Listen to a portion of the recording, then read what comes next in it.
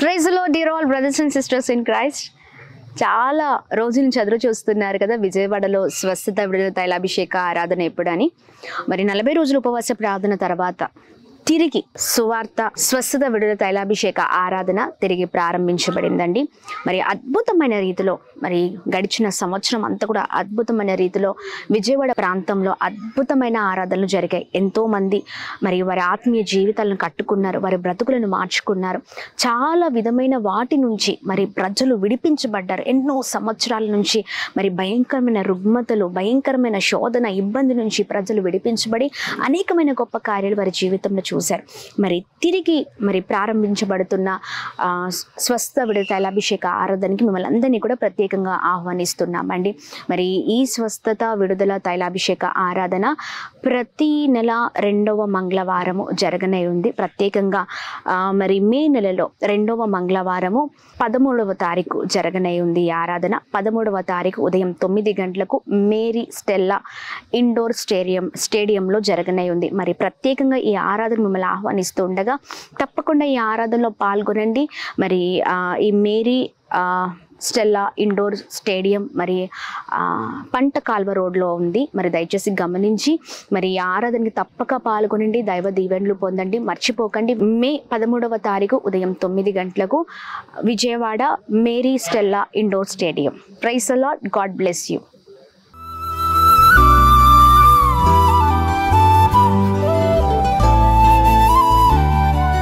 ఈ ఉదయం దేవుని వాగ్దానం.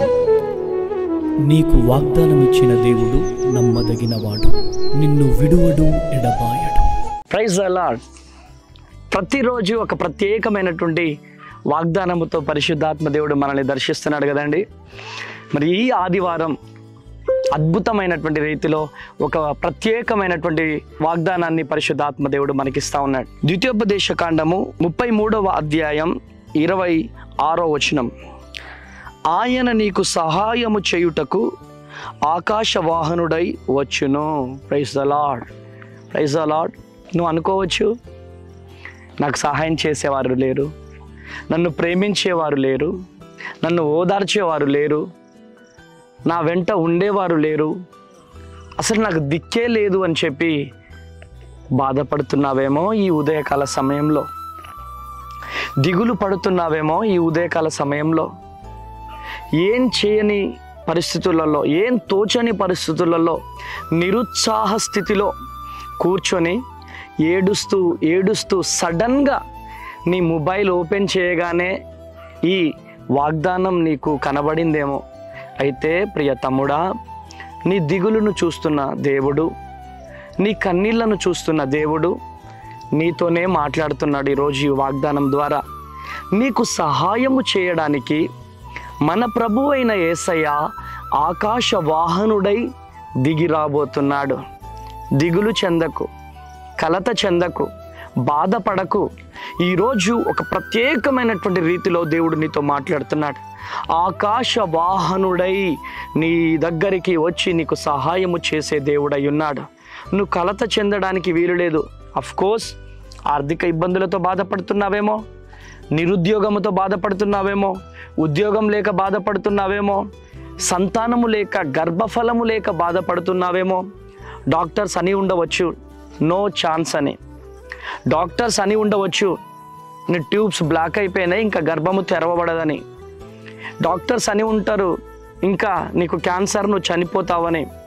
అనేక మంది చెప్పు ఉంటారు, ఇక అరే నీకు బుద్ధి లేదురా, నీకు ఇక ఉద్యోగం రాదురా అని చెప్పి అనేక మంది చెప్పి ఉంటారు.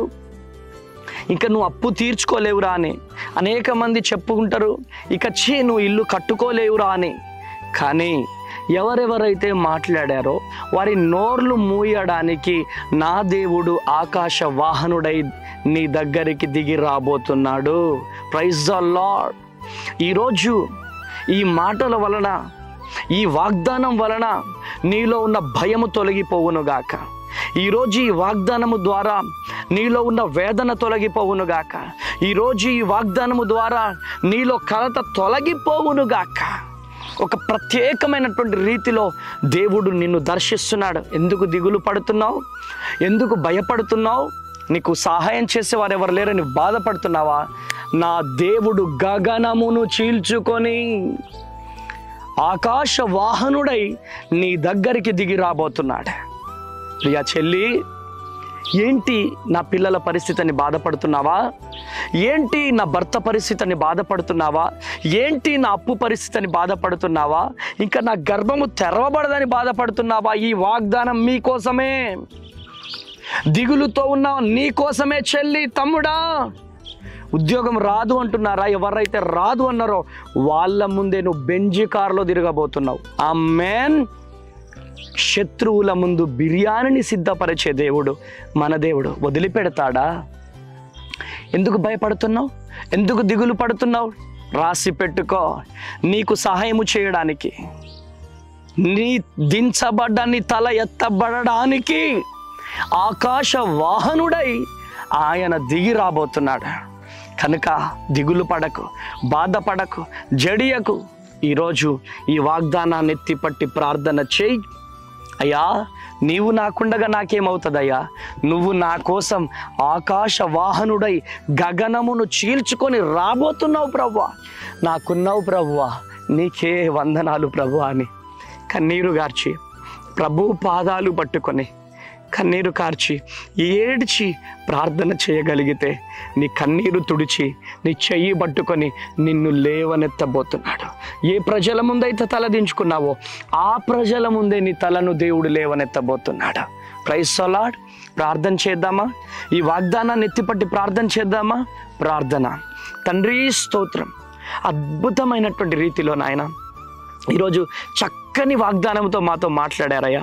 అయ్యా, గగనమును చీల్చుకొని ఆకాశ వాహనుడై మా దగ్గరికి వచ్చి మాకు సహాయము చేస్తామని ఈరోజు చక్కని వాగ్దానముతో మాతో మాట్లాడినందుకు వందనాలు. అవునయ్యా, మీరు మా దగ్గరికి రాబోతున్నందుకు వందనాలయ్యా. మాకు సహాయము చేయబోతున్నందుకు వందనాలయ్యా. మాకున్న అప్పులు, మాకున్న నిందలు, మాకున్న కష్టాలు, మాకున్న ప్రతి ఒక్క అవసరతలు మీరు తీర్చబోతున్నందుకు వందనాలయ్యా. అయ్యా, మమ్మల్ని దీవించబోతున్నందుకు వందనాలు, మమ్మల్ని ఆశీర్వదించబోతున్నందుకు వందనాలు. ప్రభు, దీన సేవకునైన నేను నీ పాదాలు పట్టుకొని బ్రతిమలాడుతున్నాను. ఎంతమంది అయితే ఈ వాగ్దానం చూస్తున్నారో ప్రతి ఒక్కరికి మీ సహాయం ఎల్లునుగాక. దిగులుతో ఉన్న వారి తండ్రి, ఆవేదనతో ఉన్నవారి తండ్రి ఆవేదన తొలగిపోవునుగాక ఈ వాగ్దానము ద్వారా.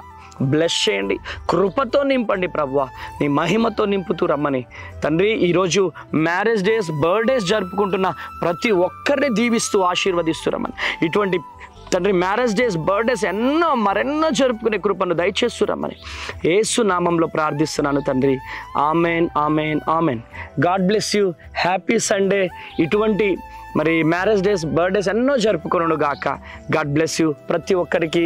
Praise the lord. దేవుని కృప మీకు తోడుగా ఉండును గాక. Praise the lord. Happy Sunday.